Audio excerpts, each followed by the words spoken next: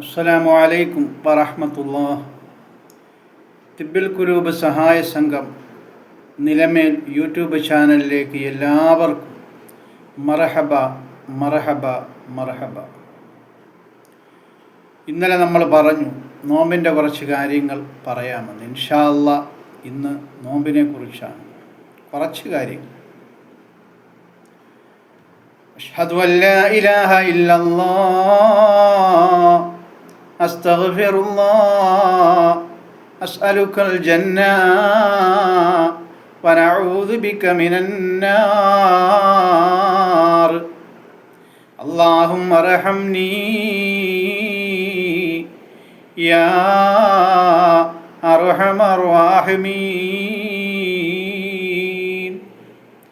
അർഹമുറാഹിമായ രാജാതിരാജനായ മലിക്കുൽ ജബ്ബാറായ അല്ലാഹുവേ, ഞങ്ങൾ അറിഞ്ഞുകൊണ്ടും അറിയാതെയും രഹസ്യമായും പരസ്യമായുമൊക്കെ ചെയ്തു പോയ സർവ പാപങ്ങളും നീ ഞങ്ങൾക്ക് വിട്ടുപുറത്ത് മാപ്പാക്കി തരണേ അല്ലാഹ്. ആഫിയത്തോടു കൂടിയുള്ള ദീർഘായുസ് നീ ഞങ്ങൾക്കെല്ലാവർക്കും നൽകണേ റഹ്മാനേ. അല്ലാഹുവേ, ഞങ്ങളുടെ മാതാപിതാക്കൾക്ക് നീ പുറത്തു കൊടുക്കണേ അല്ലാഹ്. അവരോട് നീ കരുണ ചെയ്യണേ അല്ലാഹ്. മരണപ്പെട്ട മാതാപിതാക്കളുണ്ട് റഹ്മാനേ, അവർക്കൊക്കെയും മഗ്ഫിറത്തും റഹ്മത്തും സലാമത്തും സ്വർഗവും കൊടുക്കണേ അല്ലാഹ്. ജീവിച്ചിരിക്കുന്ന മാതാപിതാക്കളുണ്ട് റഹ്മാനേ, അവർക്ക് ആഫിയത്തോടു കൂടിയുള്ള ദീർഘായുസ്സും നല്ല ആഫിയത്തും കൊടുത്ത് ബർക്കത്തുമൊക്കെ കൊടുത്ത് ഉഷാറും കൊടുത്ത് അനുഗ്രഹിക്കണേ റഹ്മാനേ. സന്തോഷവും കൊടുക്കണേ അല്ലാഹ്. അല്ലാഹുവേ, ഞങ്ങളുടെ നോമ്പുകളെ നീ സ്വീകരിക്കണേ റഹ്മാനേ. ബാക്കിയുള്ള എല്ലാ അമലുകളെയും നീ സ്വീകരിക്കണേ അല്ലാഹ്. ഒരുപാട്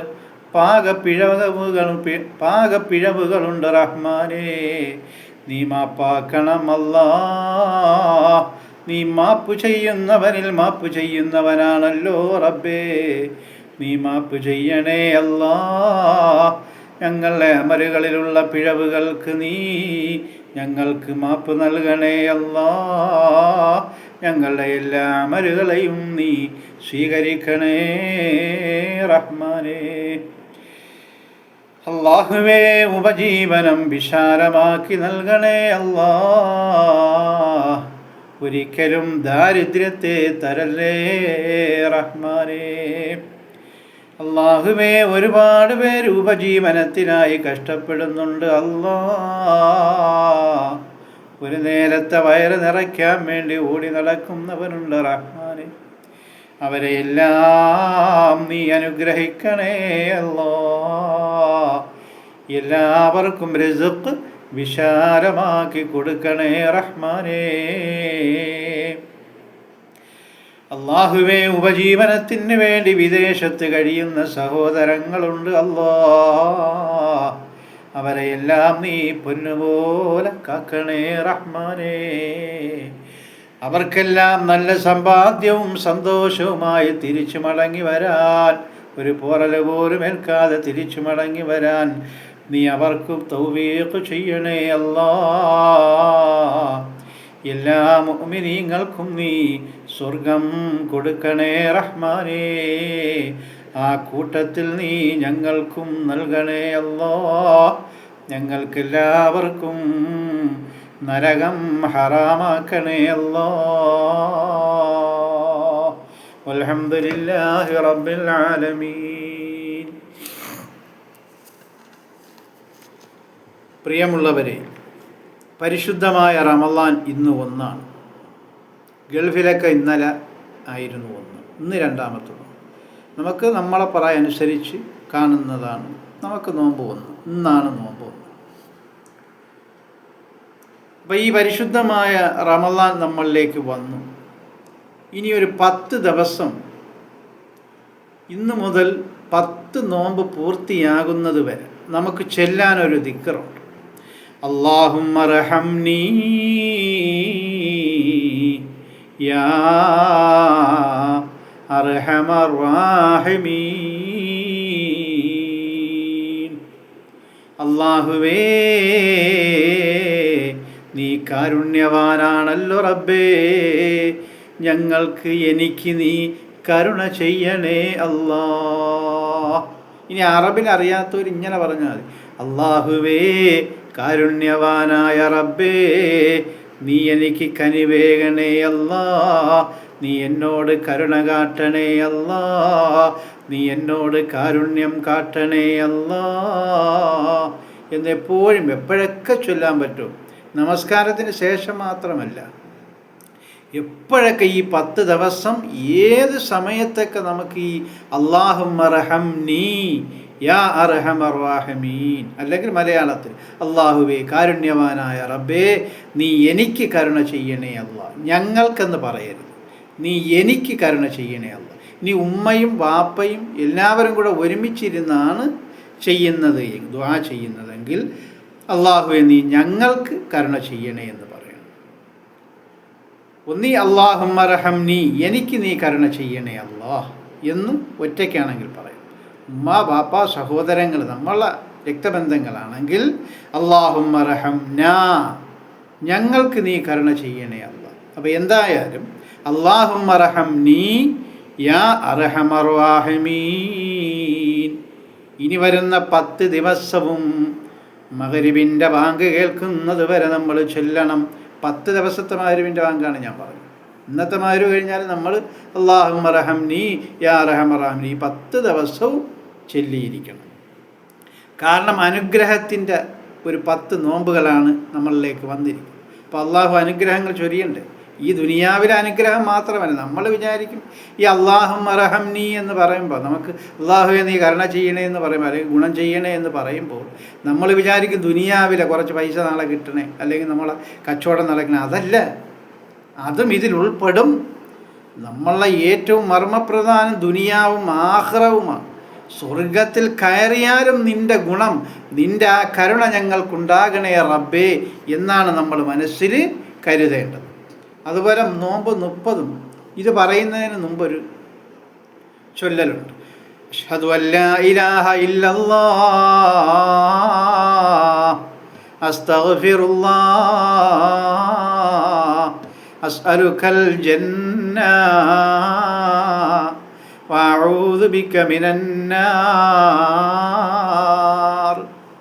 എന്ന് ചൊല്ലിയതിന് ശേഷമാണ് അല്ലാഹുമ്മ റഹംനി യാ അർഹമർ റഹീമീൻ. ഇനി അറബിൽ അറിയാത്തവർക്ക് എന്ത് ചൊല്ലണം? അല്ലാഹു അല്ലാതെ മറ്റൊരു ഇലാഹ് ഇല്ല എന്ന് ഞാൻ സാക്ഷ്യം വഹിക്കുന്നു. എങ്ങനെ?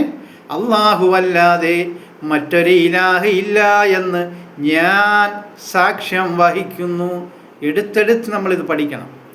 അല്ലാഹു അല്ലാതെ മറ്റൊരു ഇലാഹ് ഇല്ല എന്ന് ഞാൻ സാക്ഷ്യം വഹിക്കുന്നു. എന്നിട്ടോ അല്ലാഹുവേ, എൻ്റെ സർവപാപങ്ങളും നീ എനിക്ക് വിട്ടുപുറത്ത് മാപ്പാക്കി തരണേ അല്ലാ. എന്നിട്ടോ അല്ലാഹുവേ, നീ എനിക്ക് സ്വർഗം ഞാൻ നിന്നോട് ചോദിക്കുന്നു അല്ലാ, നീ എനിക്ക് സ്വർഗം നിർബന്ധമാക്കി തരണേ അല്ലാ. എന്നിട്ടോ അല്ലാഹുവേ, നരകത്തെ തൊട്ട് നീ എന്നെ കാക്കണേ അല്ലാ, നരകം നീ എനിക്ക് ഹറാമാക്കി തരണേ അല്ലാ. ഇങ്ങനെ ദുആ ചെയ്യണം ഈ 10 ദിവസം. ഇപ്പം ഈ പറഞ്ഞത് അഷ്ഹദു അല്ലാ ഇലാഹ ഇല്ലല്ലാഹ് അസ്തഗ്ഫിറുല്ലാഹ് അസ്അലുകൽ ജന്ന വഅഊദു ബിക മിനന്നാർ, അത് 30 ദിവസവും ചൊല്ലണം. എപ്പോഴൊക്കെ ചൊല്ലാൻ പറ്റും അപ്പോഴൊക്കെ ചൊല്ലണം. ഇനി ഈ 10 ദിവസം അല്ലാഹുമ്മ റഹംനി യാ അർഹമർ റഹീമീൻ, അങ്ങനെ എത്ര ചൊല്ലാൻ പറ്റുമോ അത്രയും ചൊല്ലണം ഇൻഷാ അല്ലാഹ്. ഇനി ആലാപനത്തിലേക്ക് കടക്കുകയാണ്, അതിലേക്ക് വിശദമായി കാര്യങ്ങൾ പറയാം. അല്ലാഹു തൗഫീഖ് ചെയ്യുമാറാകട്ടെ. ആമീൻ. പരിശുദ്ധമായ റമളാനായി അറിയേണ്ടതാ കുറേ കാര്യങ്ങൾ പറയാം ഞാനേ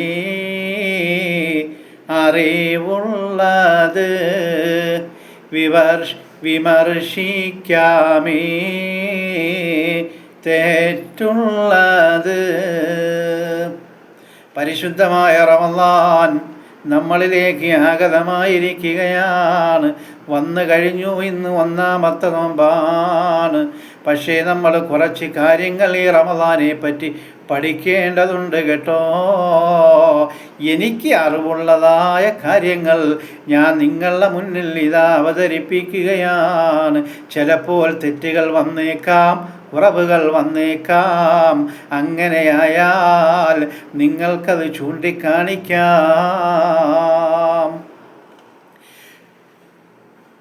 തലേ ദിവസം ഇതാ നീയത്തും കരുതേണ്ടതാ മറക്കാതെയും. മറന്ന് പോയാൽ വിധിയെന്താണ്? റമളാൻ കഴിഞ്ഞ് പിടിക്കേണ്ടതാ. മറന്ന അന്ന് നോമ്പ് പോല ഇരിക്കേണ്ടതും ശരി തന്നാണേ. ഇനി പരിശുദ്ധമായ റമളാൻ വന്നാൽ ഇനി നാളത്തെ നോമ്പിന് ഇന്ന് തന്നെ നിയ്യത്ത് ചെയ്യണം. ഓരോ നോമ്പിനും തലേ ദിവസം നിയ്യത്ത് ചെയ്യണമെന്നാണ്. നവൈതു സൗമഗദിൻ അൻ അദാഇ ഫർളി റമളാനി ഹാദിഹി സനതി ലില്ലാഹി തആല. ഇനി അറബിൽ അറിഞ്ഞുകൂടാ എങ്കിൽ മലയാളത്തിലും പറയാം. അള്ളാഹുവിന് എല്ലാ ഭാഷയും തിരിയുന്ന ഒരേ ഒരാൾ അള്ളാഹുവാണ്. അറബിൽ അറിഞ്ഞുകൂടാ എങ്കിൽ മലയാളത്തിൽ എങ്ങനെ പറയണം? അറബിൽ അറിയാവുന്നവരിനെ വൈത്തു സൗമഗദിൻ അൻ അദാഇ ഫർളി റമളാനി ഹാദിഹി സനതി ലില്ലാഹി തആല. ഇനി മലയാളത്തിൽ ഈ വർഷത്തെ പരിശുദ്ധമാക്കപ്പെട്ട ഫർളാക്കപ്പെട്ട റമളാൻ മാസത്തിലെ നാളത്തെ നോമ്പിനെ അദായി അല്ലാഹു തആലാക്ക് വേണ്ടി പിടിച്ചു വിടുവാൻ ഞാൻ കരുതി ഉറപ്പിച്ചിരിക്കുന്നു. ഇൻഷാ അല്ലാ കൂടെ ചേർക്കുന്നതിൽ ഒരു തെറ്റോ ഒരു ബിദ്അത്തോ ഇല്ല. മനസ്സിലായില്ലേ? ഇനി നോമ്പിൻ്റെ നിയ്യത്ത് തലേ ദിവസം ചെയ്തില്ല എങ്കിൽ മറന്നുപോയാൽ നമ്മൾ എന്ത് ചെയ്യണം? നോമ്പുകാരനെ പോലെ തന്നെ ഇരിക്കണം.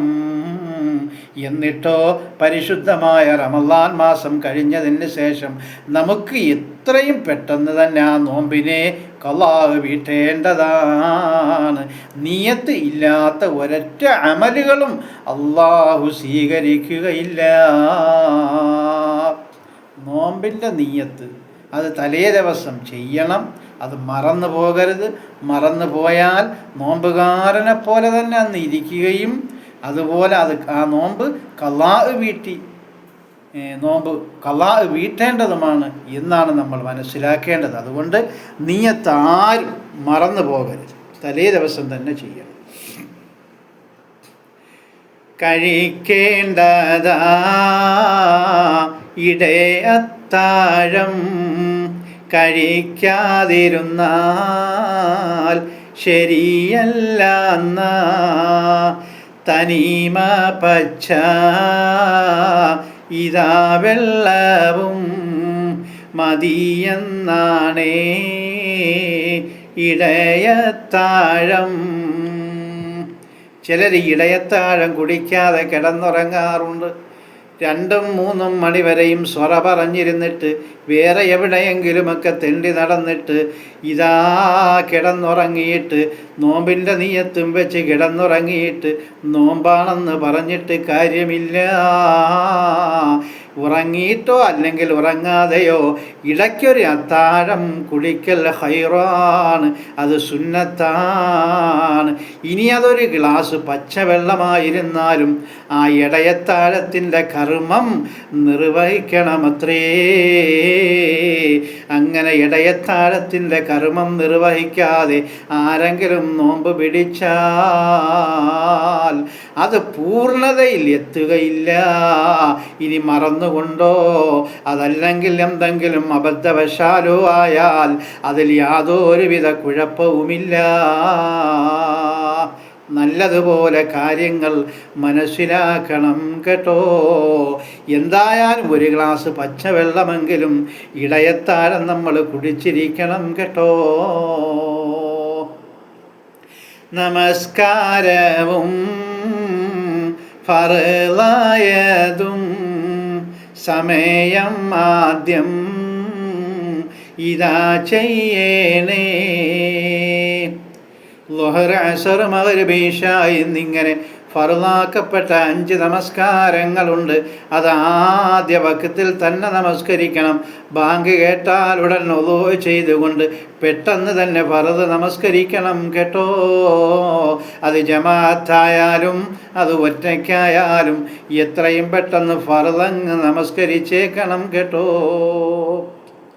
ജമാഅത്തായാൽ ഇതാ പുരുഷന് ഏറ്റം ഇതാ പോരീഷ.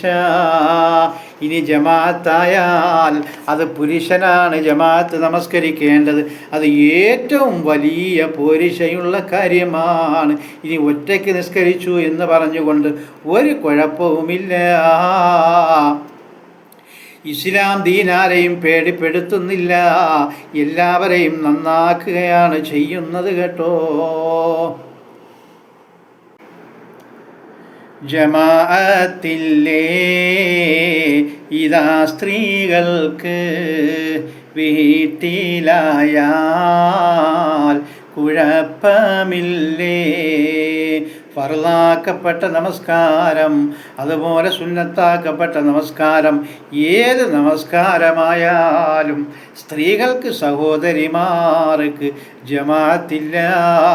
അവർ പള്ളിയിൽ പോയി അതല്ലെങ്കിൽ വേറെ ഏതെങ്കിലും സ്ഥലത്ത് പോയി നമസ്കരിക്കേണ്ട കാര്യമില്ല. ഇനി വീട്ടിലായാലോ ഉമ്മയുണ്ട്, സഹോദരിയുണ്ട്, പെൺമക്കളുണ്ട്. അങ്ങനെയാണെങ്കിൽ നമ്മുടെ വീട്ടിൽ വെച്ച് അവർക്ക് ജമാഅത്തായി നിസ്കരിക്കുന്നതിൽ തെറ്റില്ല.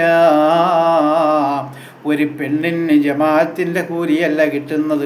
ഒരു സഹോദരിയായാൽ അവർക്ക് ഒരുപാട് ഈ ജമാഅത്ത് നമസ്കരിക്കുന്നതിന് പകരമായിട്ട് ഒരുപാട് കാര്യങ്ങൾ അള്ളാഹു നിശ്ചയിച്ചിട്ടുണ്ട് കേട്ടോ.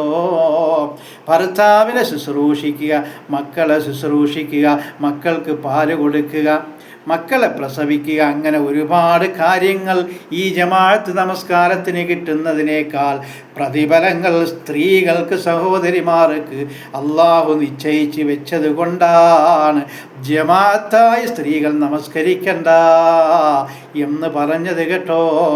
ഇനി നമ്മുടെ സ്വന്തം വീടുകളിലായാൽ അതുപോലെ നമ്മളുടെ ഉമ്മയുണ്ട്, നമ്മളെ സഹോദരിയുണ്ട്, കൊച്ചുമ്മയുണ്ട്, അങ്ങനെ നമ്മളെ സ്വന്തം വീട്ടിലാണ് എങ്കിൽ ജമാഅത്തായി നമസ്കരിക്കുന്നതിൽ തെറ്റില്ല. ഭർത്താവും ഭാര്യയുമൊത്തുള്ള ജമാഅത്ത് ശരിയാണെങ്കിലും പക്ഷേ ഭർത്താവിന് ബാങ്ക് കേൾക്കാം എന്നിരിക്കെ ആ പള്ളിയിൽ പോയി നിസ്കരിക്കേണ്ടത് അത്യാവശ്യമാണ്. നല്ലതുപോലെ ഇത് ഒരാവർത്തി അല്ലെങ്കിൽ രണ്ടാവർത്തി കേട്ട് മനസ്സിലാക്കണം, എങ്കിലേ ഇത് നമുക്ക് നല്ലതുപോലെ പഠിക്കാൻ പറ്റും.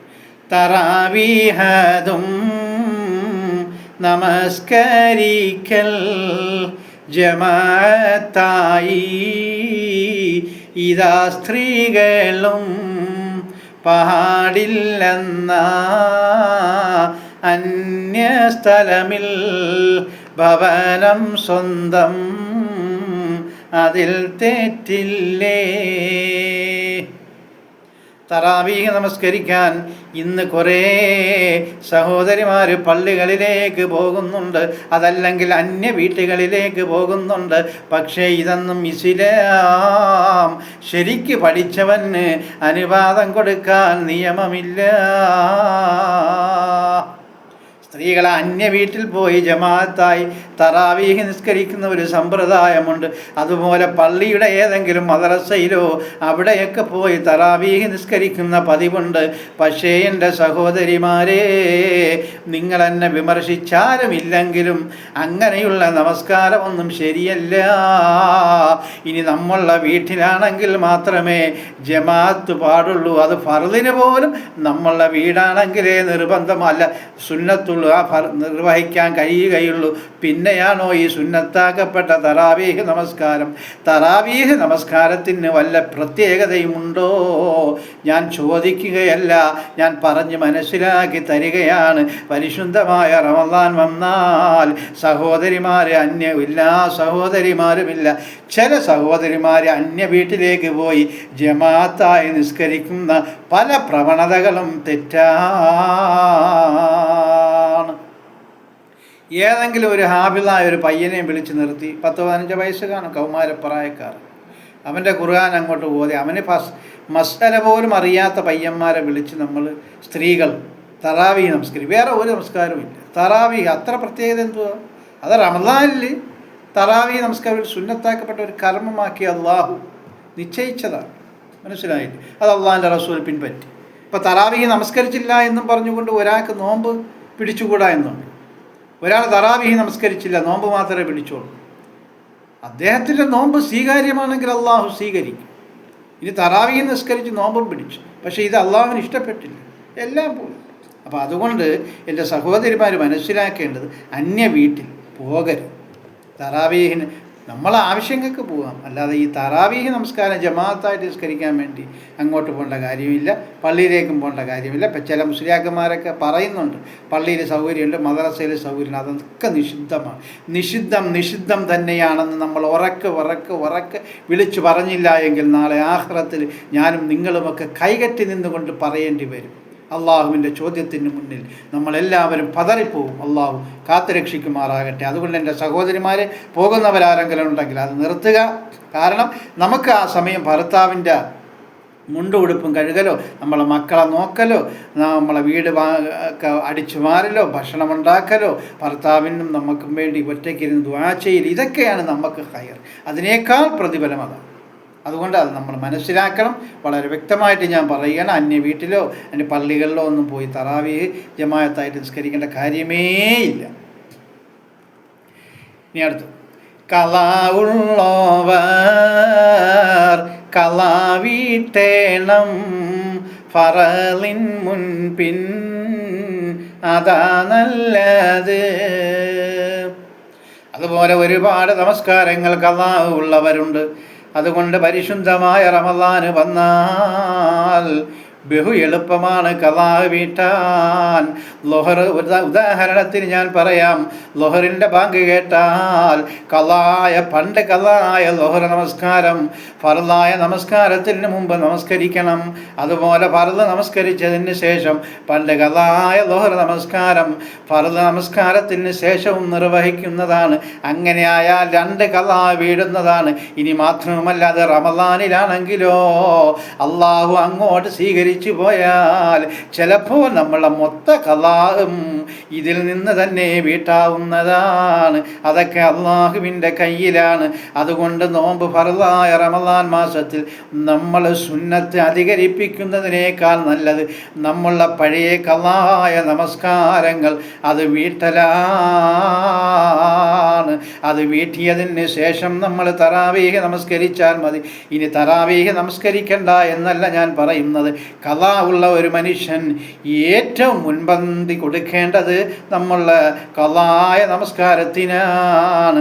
അതുകൊണ്ട് സുബഹിൻ്റെ മുമ്പ് ഒരു സുബഹി നിസ്കരിക്കുക, സുബഹിൻ്റെ ശേഷവും ഒരു സുബഹി നിസ്കരിക്കുക, ലൊഹറിൻ്റെ മുമ്പും ഒരു ലൊഹർ നിസ്കരിക്കുക. അങ്ങനെ എല്ലാ നമസ്കാരത്തിൻ്റെ മുന്നിലും പിന്നിലും നമ്മളുടെ ഖളാ വീട്ടിയാൽ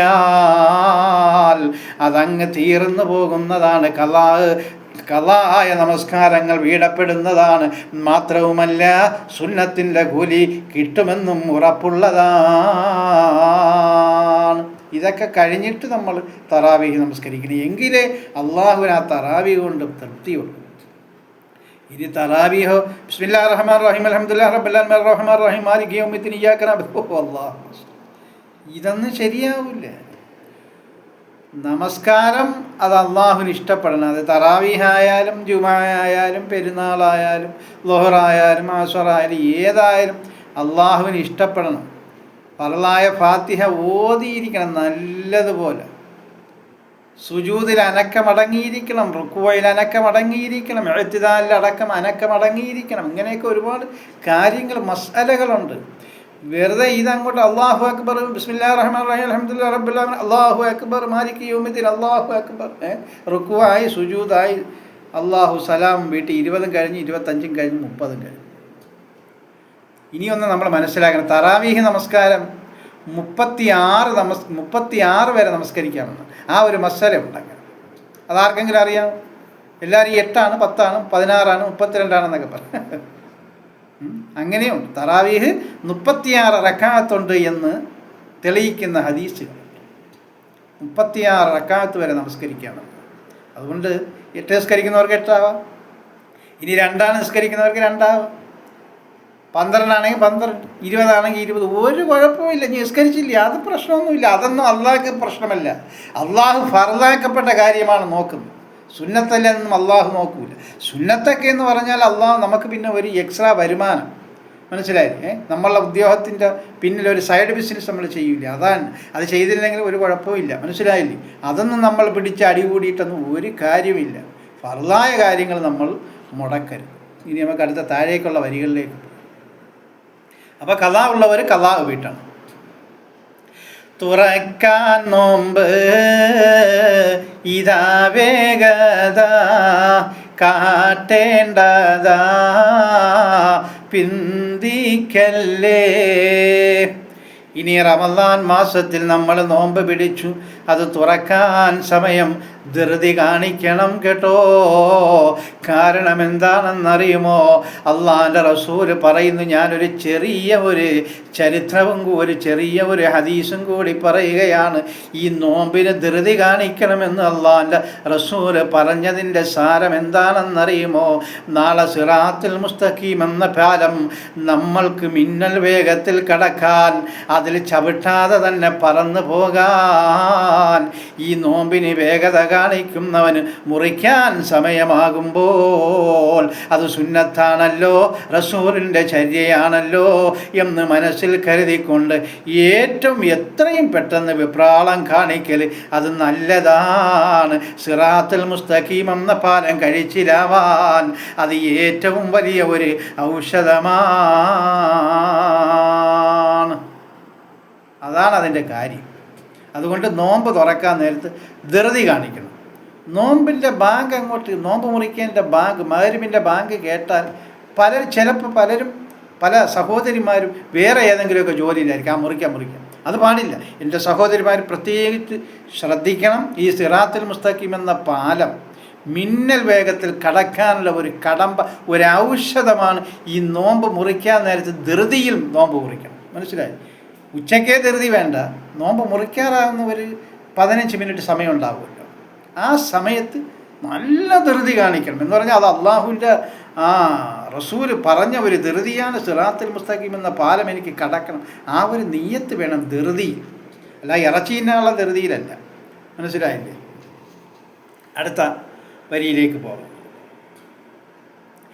ഇടയത്താഴം കഴിക്കൽ നിർത്തേ ബാങ്കിൻ മുന്നേ നിർത്തേണ്ടതാ, സുബഹി മുന്നേ തേക്കി പല്ലി മഗ്‌രിബിനും ശേഷം തേക്കി പരിശുദ്ധമായ ഇടയത്താഴം നമ്മൾ കുടിക്കുമ്പോൾ അത് സുബഹി ബാങ്ക് കേൾക്കുന്നതിന് ഒരു 20 മിനിറ്റ് മുമ്പെങ്കിലും നമ്മൾ കുടിച്ച് തീർക്കണം കേട്ടോ.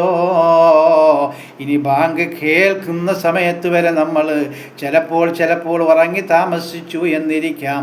അങ്ങനെയാണ് എങ്കിൽ എൻ്റെ പ്രിയമുള്ളവരെ, ബാങ്ക് അല്ലാഹു അക്ബർ എന്ന് കേൾക്കുമ്പോഴായിരിക്കും ചിലപ്പോൾ നമ്മളുടെ ഭാഗത്ത് നമ്മൾ ആഹാരമെടുത്ത് വായിലേക്ക് വെക്കുന്നു എങ്കിൽ ആഹാരം നമ്മൾ ഉപേക്ഷിച്ചാൽ ഇടയത്താഴവും നോമ്പും എല്ലാം ഹൈറായി.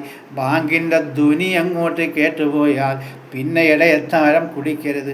അത് ആർക്കാണ്? നമ്മൾ ഉറങ്ങിപ്പോവുകയോ താമസിച്ചു പോവുകയോ ചെയ്യുന്നവർക്കാണ്. അല്ലാത്തവർക്ക് നല്ലതുപോലെ എഴുന്നേറ്റ് ഇതാ നോമ്പിൻ്റെതായ എല്ലാ കാര്യങ്ങളും മര്യാദകൾ അതിൻ്റെ അതവുകൾ അനുസരിച്ച് പിടിക്കുന്നവർക്ക് നേരത്തെ എഴുന്നേറ്റിട്ട് ബാങ്കിനൊരു 20 മിനിറ്റെങ്കിലും മുന്നേ ഇടയത്താഴം കഴിച്ച് നിർത്തേണ്ടതാണ് കേട്ടോ. അതാണ് പുണ്യകർമ്മവും നമ്മളുടെ ഉദരത്തിന് നല്ലതും എന്നാണ് ഞാൻ മനസ്സിലാക്കിയിട്ടുള്ളത് കേട്ടോ. അതുപോലെ സുബഹി നമസ്കാരത്തിന് മുന്നേ തന്നെ അഥവാ ഇടയത്താഴം കുടിക്കുന്നതിന് മുന്നേ തന്നെ നല്ലതുപോലെ നമ്മൾ പല്ല് തേക്കണം. മാത്രവുമല്ല, നോമ്പ് മുറിച്ച് ആഹാരമൊക്കെ കഴിച്ചതിന് ശേഷം അതുപോലെ ഇശാ നമസ്കരിക്കുന്നതിന് മുമ്പായിട്ട് ഒന്നുകൂടി പല്ല് തേക്കൽ സുന്നത്താണ്. അത് റസൂലുള്ളാഹിന്റെ ചര്യയാണ്. അത് ചെയ്തില്ലെങ്കിലും കുഴപ്പമൊന്നുമില്ല, പക്ഷേ അത് ചെയ്യൽ നല്ലതാണ് കേട്ടോ. അല്ലാതെ നോമ്പ് പിടിച്ചുകൊണ്ട് പകലിൽ നിങ്ങൾ ബ്രഷും ഗോൾഗറ്റുമൊന്നും ഉപയോഗിക്കരുത്, പേസ്റ്റുകളൊന്നും ഉപയോഗിക്കാതെ നിങ്ങൾ പല്ല് തേക്കൽ, പേസ്റ്റുകളൊക്കെ ഉപയോഗിച്ചുകൊണ്ട് പല്ല് തേക്കൽ അത് അത്ര ശരിയുള്ള കാര്യമല്ല. അതുകൊണ്ട് തന്നെ ഇടയത്താഴത്തിന് മുന്നേ നിങ്ങൾ പല്ല് തേച്ചോ. മഗ്‌രിബിന് ശേഷം നോമ്പ് മുറിച്ചിട്ടും ശേഷവും നിങ്ങൾ പല്ല് തേച്ചോ. കുളിയെല്ലാമേ ലൈലിൽ മതിയേ, പകലി ചെയ്യൽ നന്നല്ലാന്നേ. കുളിക്കുക എന്നുള്ളത് പകലത്ര ഉത്തമമുള്ള കാര്യമല്ല. ഇനി കുളിച്ചു പോയാലും തെറ്റില്ല, പക്ഷേ രാത്രിയിലാണ് നല്ലതെന്നാണ് പറയുന്നത്. അതുപോലെ പകല് കുളിക്കുമ്പോൾ നമ്മൾ മണസോപ്പ് ഉപയോഗിക്കാൻ പാടില്ല. പ്രത്യേകം എല്ലാവരും ശ്രദ്ധിക്കണം. പകലിൽ നീയും കുളിച്ചാൽ തന്നെ മണസോപ്പൊന്നും പാടില്ല നീ. പകരിൽ നീയും പൂശല്ല നീ. മണവസ്തുക്കൾ അത് തന്നാണ്. പരിശുദ്ധമായ റമളാന്റെ പകലുകളിൽ നീ മണവസ്തു ഒരിക്കലും പൂശരുത് കേട്ടോ. അത് നോമ്പിനെ ബാധിക്കുന്ന പ്രശ്നമാണ്. പകലിൽ നീയും അരുതേ പല്ലിൽ ഈർക്കിൽ കൊണ്ട് കുത്തല്ലേ നീ. അതുപോലെ നോമ്പിൻ്റെ പകരിൽ നമ്മൾ ചില വടിക്കഷ്ണങ്ങളും ഈർക്കിലും അതുപോലുള്ള സാധനങ്ങളും കൊണ്ട് ചിലർ പല്ല് കുത്താറുണ്ട്. പക്ഷേ അത് പാടില്ല. അങ്ങനെ കുത്തൽ കൊണ്ട് ചിലപ്പോൾ നോമ്പ് മുറിയാൻ ചാൻസ് ഉണ്ട് കേട്ടോ. അതുകൊണ്ട് ആ കുത്തൽ ഒഴിവാക്കണം കേട്ടോ. വിരലേ കൊണ്ട് നാവിൽ നീയും ഒഴുകരുതേ മുറിയും നോമ്പ്. അതുപോലെ നാവ് നമ്മൾ വിരൽ കൊണ്ട് വടിക്കാൻ പാടില്ല. അങ്ങനെ വടിക്കുമ്പോൾ ചിലപ്പോൾ നമ്മളുടെ നോമ്പ് മുറിയാൻ ചാൻസ് വരും. അതുകൊണ്ട് ആ വിരൽ കൊണ്ട് നാവ് നമ്മുടെ നാക്ക് വടിക്കാൻ പാടില്ല കേട്ടോ. പകലുള്ള കാര്യമാണ് ഈ പറയുന്നത്. പറയരുതേ ഇതാ കള്ളമേ മൗനമാണേ അതിലും കേമം ഒരിക്കലും നോമ്പ് പിടിച്ചുകൊണ്ടും അല്ലാതെയും കള്ളം പറയാൻ പാടില്ല. നമ്മളെ നാവ് കൊണ്ട് കള്ളം പറഞ്ഞു പോയാൽ നോമ്പ് ചിലപ്പോൾ തന്നെ ബാത്തിലാകുമെന്നൊക്കെയാണ് പറയാറുള്ളത്. ശരിക്കും അത് തന്നെയാണ്. അതുകൊണ്ട് നമ്മൾ കള്ളം ഒരിക്കലും പറയരുത് കേട്ടോ. കള്ളം പറയേണ്ടി വന്നാൽ നമ്മൾ മൗനം പാലിക്കണം കേട്ടോ. മിണ്ടാതെ പോകണം എന്നാണ്. പറയരുതേ പരദൂഷണം പൊളിയുമെന്ന അമലും തന്നെ. അതുപോലെ പരിശുദ്ധമായ റമദാനിലും അല്ലാതെയും പരദൂഷണം പറയരുത് കേട്ടോ. നമ്മൾ അമലുകളൊക്കെ പൊളിഞ്ഞു പോകുന്നതാണ്. ഞാൻ വളരെ വേഗത്തിൽ പറഞ്ഞു പോവുകയാണ് സമയദൈർഘ്യം കൊണ്ട്. ഹസദിനെയും ഒഴിവാക്കണേ, കോപം ശാഠ്യം അതും പാടില്ല. അസൂയയും നമ്മൾ ഒഴിവാക്കണം, കോപത്തെയും നമ്മൾ ഒഴിവാക്കണം, ശാഠ്യത്തെയും നമ്മൾ ഒഴിവാക്കണം കേട്ടോ. പറയരുതേ ചീത്ത വാക്ക്, കാണരുതേ ചീത്ത കാര്യം. ഒരിക്കലും നമ്മൾ തെറി പറയരുത്, ചീത്ത വാക്ക് പറയരുത്. അതുപോലെ ചീത്തയായ കാര്യങ്ങൾ നമ്മൾ കണ്ണുകൊണ്ട് കാണരുത്, കൈകൊണ്ട് ചെയ്യരുത് കേട്ടോ. ഹറാമായതിൽ അരുതേ നോട്ടം, പകലിലാർക്കും അരുതേ ഭക്ഷണം. ഹറാമായ കാര്യങ്ങളിലുള്ള നമ്മളുടെ നോട്ടമുണ്ടല്ലോ, അത് പാടില്ല. പ്രത്യേകിച്ച് റമദാനിൽ നോക്കിപ്പോവരുത് കേട്ടോ.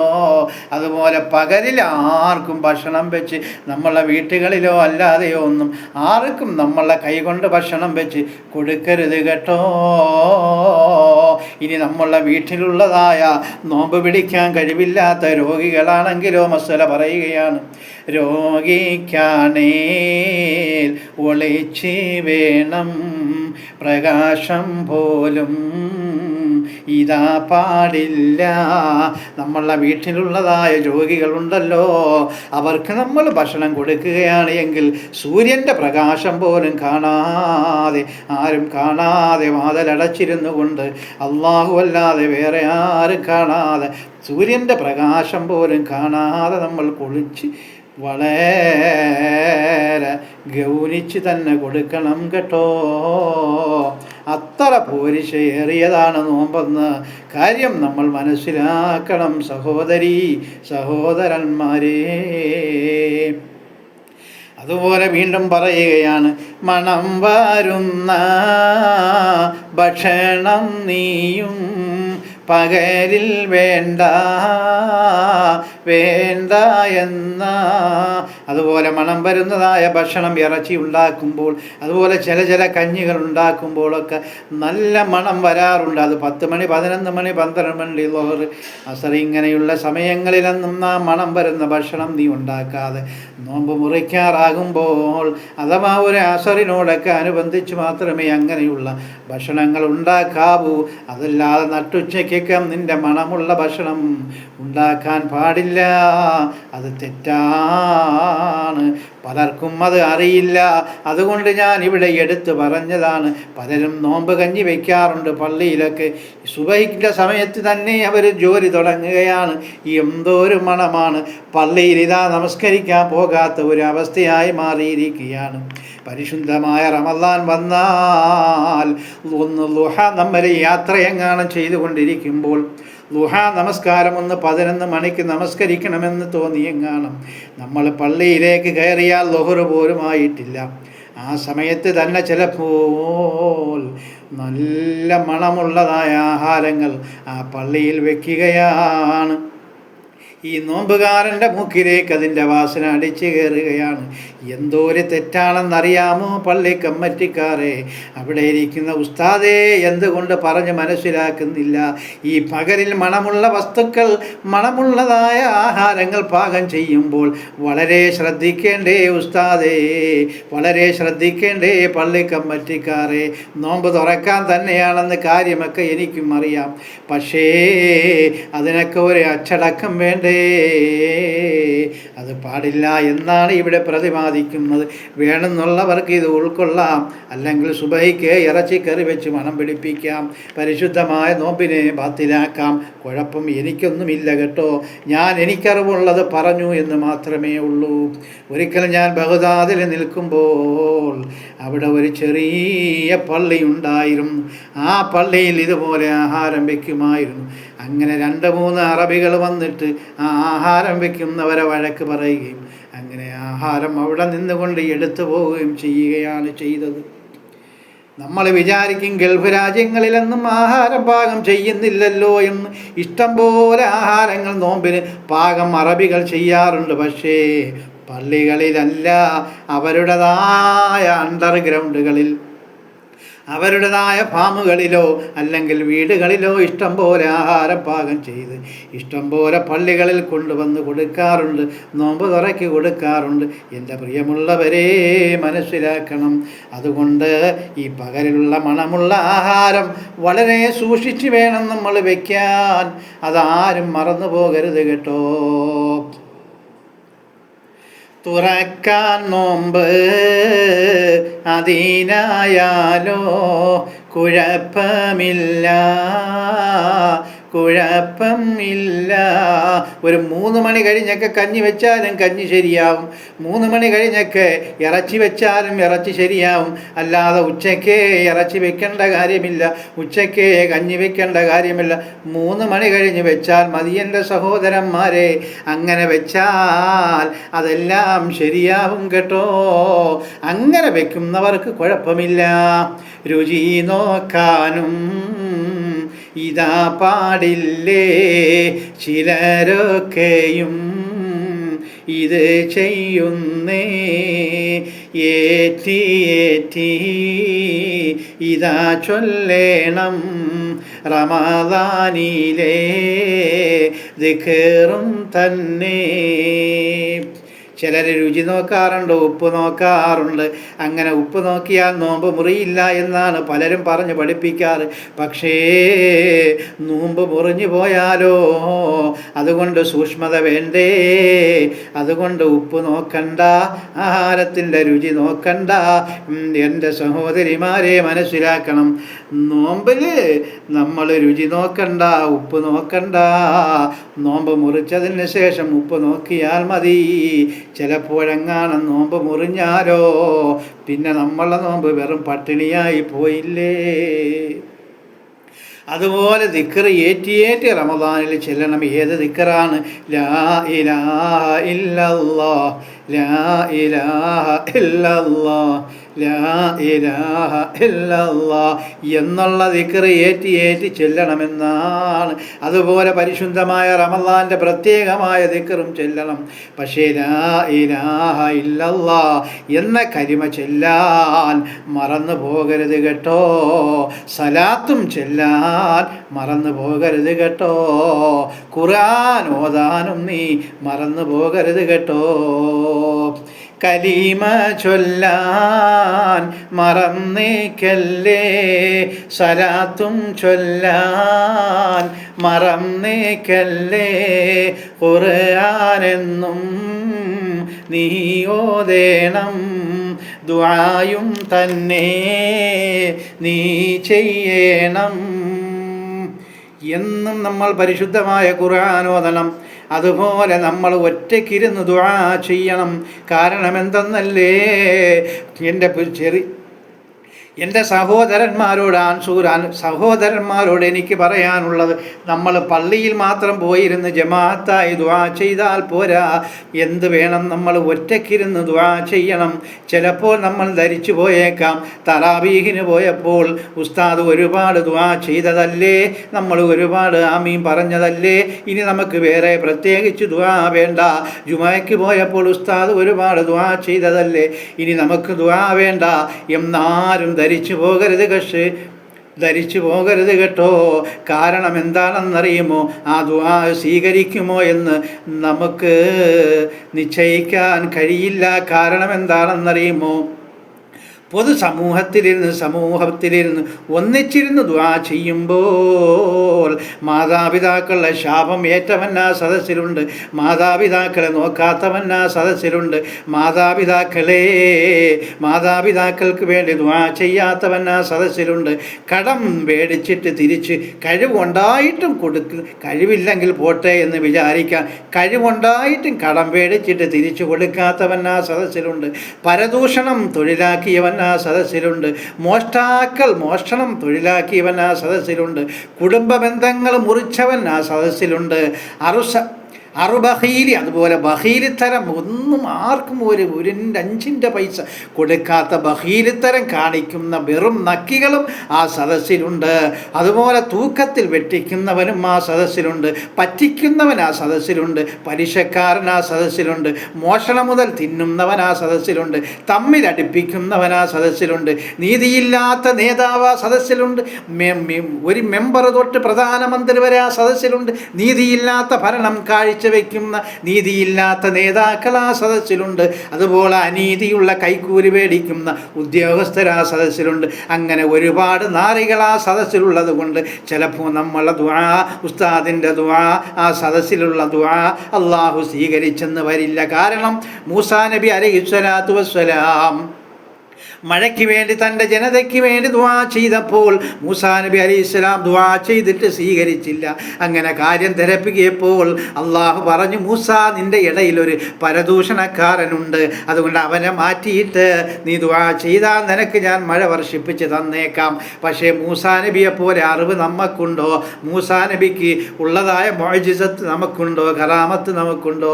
നമുക്ക് ആരെയും തിരിച്ചറിയാൻ പറ്റില്ലല്ലോ. പലിശക്കാരനെ തിരിച്ചറിയാൻ പറ്റൂല, കള്ളനെ നമുക്ക് തിരിച്ചറിയാൻ പറ്റൂല, തട്ടിക്കുന്നവനെയും വെട്ടിക്കുന്നവനെയും നമുക്ക് തിരിച്ചറിയാൻ പറ്റൂല, മാതാപിതാക്കളെ പിണക്കിയവനെ നമുക്ക് തിരിച്ചറിയാൻ പറ്റൂല. അങ്ങനെ ഒരുപാട് പാപികളുള്ള ആ സദസ്സിലിരുന്ന് നമ്മൾ ദുആ ചെയ്താൽ നമ്മളെ ആ ദുആ സ്വീകരിക്കുമോ എന്ന് നമുക്ക് ഉറപ്പില്ല. അതുകൊണ്ടാണ് ഇവിടെ ഉസ്താദ് പറഞ്ഞത്, എന്തേ പരിശുദ്ധമായ റമദാനാണ്, സമയം പാഴാക്കാനില്ല, ഒറ്റയ്ക്ക് നമ്മൾ ദുആ ചെയ്യണം കേട്ടോ. ചെയ്തു പോയ പാപങ്ങളെക്കുറിച്ച്, നമ്മളുടെ ആഗ്രഹങ്ങളെക്കുറിച്ച്, നാളെ ആഖിറത്തിന് നമ്മളുടെ വിജയങ്ങളെക്കുറിച്ച്, നമ്മളുടെ എല്ലാ കാര്യങ്ങളും ഒറ്റയ്ക്കിരുന്ന് കരഞ്ഞ് പറഞ്ഞ് നമ്മൾ ദുആ ചെയ്യണം കേട്ടോ. എൻ്റെ സഹോദരന്മാരെ, എൻ്റെ സഹോദരിമാരെ, ഒറ്റയ്ക്കിരുന്ന് ദുആ ചെയ്യണം കേട്ടോ. ഇനി സഹോദരിമാരും അതുപോലെ ഭർത്താവ്, മക്കൾ, അങ്ങനെ ഒരു കുടുംബക്കാരാണെങ്കിൽ ചേർന്നിരുന്ന് ദുആ ചെയ്താൽ ഏറ്റവും നല്ലത് തന്നെയാണ്. ആ ദുആക്ക് ഉത്തരമുണ്ടാവും കേട്ടോ. അല്ലാതെ നമുക്കറിയാത്ത പലരും കൂടി ചേർന്നിരുന്ന് ദുആ ചെയ്താൽ, ഞാൻ മുന്നേ പറഞ്ഞ കാര്യങ്ങളാണ്, പരദൂഷണവും ദേഷണിയും അങ്ങനെയൊക്കെ ഉള്ള ആൾക്കാർ ഉള്ളപ്പോൾ നമ്മൾ ആ കൂട്ട ദുആ സ്വീകരിച്ചെന്ന് വരില്ല. അതുകൊണ്ട് നമ്മൾ പരിശുദ്ധമായ റമദാൻ പാഴാക്കാതെ ഇഷ്ടം പോലെ ഒറ്റയ്ക്കിരുന്ന് ദുആ ചെയ്യണേ. കഴിവതും കൂട്ടത്തിൽ നിന്ന് ഒഴിവായി ആ സമയം കൂടെ നമ്മളിരുന്ന് ഒറ്റയ്ക്ക് ദുആ ചെയ്യണം കേട്ടോ. എന്നെ നിങ്ങളാരും തെറ്റിദ്ധരിച്ചു പോകരുത് കേട്ടോ. ഞാൻ കാര്യങ്ങൾ തുറന്ന് പറഞ്ഞതാണ് കേട്ടോ. ഇനി ചെറിയ മസാലകളിലേക്ക് പോവുകയാണ്, പെട്ടെന്ന് ഞാൻ നിർത്താം. പ്രായം തികഞ്ഞവർ പിടിക്കേണ്ട നോമ്പ്, സ്ത്രീയും പുരുഷനും സ്ഥിരതയുള്ളോർ, ഇവർക്കും ഫർളാണേ നോമ്പ് പൊന്നേ, സ്ത്രീകൾ ഇതാർത്തവ സമയം വേണ്ട. പ്രായം തികഞ്ഞവർ അഥവാ 13-14 വയസ്സ് മുതൽ തന്നെ നമ്മൾ നോമ്പ് പിടിക്കൽ നിർബന്ധമാണ്. ഈ നോമ്പ് പിടിക്കുന്നവർക്ക് സ്ഥിരബുദ്ധിയും നിർബന്ധമാണ്. അല്ലാതെ ആർക്കും നോമ്പ് പിടിക്കാതിരിക്കാൻ കഴിവുകൾ പറയാൻ പാടില്ല. അതുപോലെ തന്നെ സ്ത്രീകൾക്ക് ആർത്തവ സമയമുണ്ടല്ലോ, മെൻസസ് സമയത്ത് അവർക്ക് നോമ്പ് വേണ്ട. കഴിഞ്ഞാൽ ഇത് വിട്ട് കളായിട്ട് അതിലെ നമസ്കാരം വേണ്ടേ വേണ്ട. ആർത്തവ സമയത്ത് നോമ്പായി വന്നാൽ അന്ന് സ്ത്രീകൾ നോമ്പ് പിടിക്കണ്ട. പിന്നെ റമദാൻ കഴിഞ്ഞതിന് ശേഷം അത് ഖളായി വീട്ടണം കേട്ടോ. അങ്ങനെ ആ റമദാൻ മാസത്തിലെ ആർത്തവ സമയത്ത് നോമ്പിലുള്ള നമസ്കാരം ഖളാ വീട്ടേണ്ട ആവശ്യമില്ല. നോമ്പ് മാത്രം ഖളാ വീട്ടിയാൽ മതി. കടുത്ത രോഗി അവർക്കും ഇല്ലേ, യാത്ര ഹലാലാണേൽ അവർക്കും ഇല്ലേ. കടുത്ത രോഗികളാണ് എങ്കിൽ അവർക്കും നോമ്പ് നിർബന്ധമില്ല. ഇനി രോഗം മാറിയാലോ അവർ നോമ്പ് ഖളാ വീട്ടണം. അതുപോലെ ഹലാലായ യാത്രയാണെങ്കിൽ വെറുതെ സിനിമ കാണാനും വെറുതെ ഏതെങ്കിലുമൊക്കെ ഷോപ്പുകൾ സന്ദർശിക്കാനും പോകുന്നവരെ കാര്യമല്ല ഈ പറഞ്ഞത്. ഹലാലായ ഒഴിവാക്കാൻ പറ്റാത്ത എന്തെങ്കിലും യാത്രയാണ് എങ്കിൽ അവർക്കും നോമ്പ് പിടിക്കേണ്ടതില്ല. പക്ഷേ അവർ ഖളാ വീട്ടണം കേട്ടോ. രോഗം ഇതാ മാറി എന്നാൽ പൊന്നേ, വീട്ടൽ വുജൂബാണേ ഖളായിട്ട്. ആ യാത്രക്കാരനും ആ രോഗിയും രോഗം മാറിയാൽ അത് ഖളാ വീട്ടണം കേട്ടോ. ചെറിയ കുട്ടി അവർക്കും തന്നെ പാലും കൊടുക്കുന്ന സ്ത്രീകൾ ഒഴിവാ. കുഞ്ഞുമക്കൾക്ക് മുല കൊടുക്കുന്ന സ്ത്രീകളുണ്ടല്ലോ, സഹോദരിമാരുണ്ടല്ലോ, അവർക്കും നോമ്പ് നിർബന്ധമില്ല. അതിൻ്റെയൊക്കെ സമയം കഴിഞ്ഞതിന് ശേഷം അവർ നോമ്പ് പിടിക്കണം കേട്ടോ.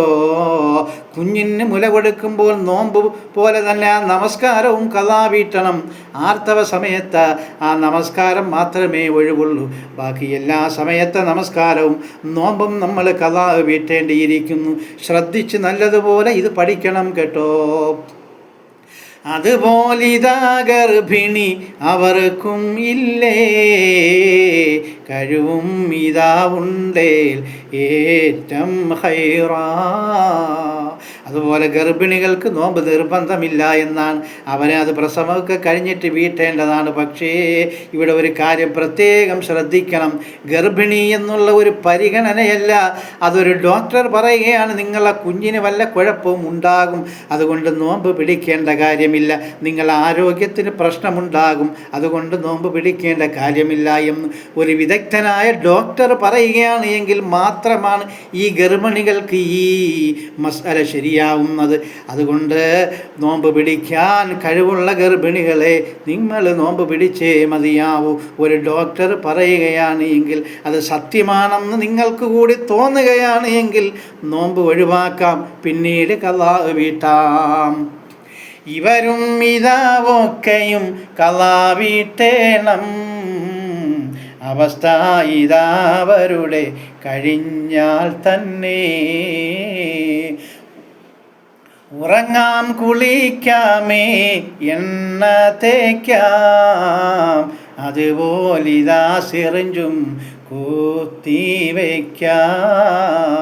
പകലിൽ ഉറങ്ങാം, അതുപോലെ കുളിക്കാം, എണ്ണ തേക്കാം, അതുപോലെ സിറിഞ്ച്, അതുപോലെ ഇഞ്ചക്ഷൻ എടുക്കാം എന്നൊക്കെയാണ് പറയുന്നത്. പക്ഷേ എങ്കിലും അതൊന്നും ഒരു ഉപാധി തന്നു എന്ന് മാത്രമാണ്, അല്ലാതെ നിർബന്ധ ഘടകമല്ല. അതുകൊണ്ട് ഇതൊക്കെ പകലിൽ ഒഴിവാക്കലാണ് ഏറ്റവും നല്ലത് എന്നാണ് എൻ്റെ ഒരു കാഴ്ചപ്പാട്. പകലിൽ ഇതെല്ലാമേ ഒഴിവാക്കല ശരിക്കും ഇതാ നല്ലത് എന്ന് തന്നെ. നോമ്പും തുറന്നാലോ യഥേഷ്ടം തന്നെ, കഴിക്കാം രമിക്കാമേ ഇതാ ഇണകൾക്കും. പരിശുദ്ധമായ റമദാനിലെ നോമ്പ് തുറന്നാൽ നമുക്ക് ഭാര്യ ഭർത്താക്കന്മാരുമായി ബന്ധപ്പെടാം, നമുക്കിഷ്ടമുള്ളതായ ആഹാരങ്ങൾ കഴിക്കാം. ഇതെല്ലാം സുബഹിക്ക് മുന്നേ, അടുത്ത ഇടയത്താഴം കഴിക്കുന്നതിന് മുന്നേ ആയിരിക്കണം. ഇനി ഭാര്യ ഭർത്താക്കന്മാരുമായും നമ്മൾ ബന്ധപ്പെട്ട് കഴിഞ്ഞാൽ നീയത്തൊന്നും മുറിയില്ല. പക്ഷേ നമുക്ക് നിർബന്ധമായ കുളി അത് നോമ്പിന് മുന്നേ, അത് ഇടയത്താഴം കുടിക്കുന്നതിന് മുന്നേ കുളിച്ച് വീഴണം കേട്ടോ. കുളി നിർബന്ധമാണ് കേട്ടോ. പറയാനൊരുപാട് ഉണ്ട് പൊന്നേ, മർമ്മം പറഞ്ഞെന്നേ ഉള്ളേ ഞാനും.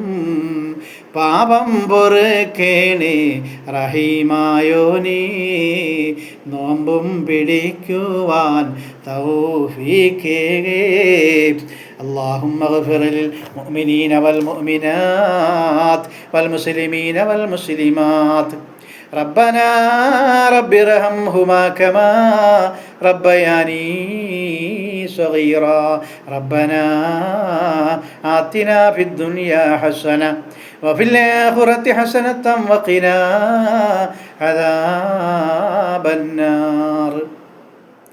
صلى الله على محمد صلى الله عليه وسلم. صلى الله على محمد صلى الله عليه وسلم. اللهم صل على محمد يا ربي صل عليه وسلم وصل على جميع الأنبياء والمرسلين والحمد لله رب العالمين. ഇൻഷാ അല്ലാഹ് സൂറത്തുൽ ബഖറയിലെ 110-ാമത്തെ ആയത്ത് ഇൻഷാ അല്ലാഹ് നാളെ വിശദീകരിക്കാം. അള്ളാഹു തൗഫീഖ് ചെയ്യുമാറാകട്ടെ. അസ്സലാമു അലൈക്കും വറഹ്മത്തുള്ളാഹി.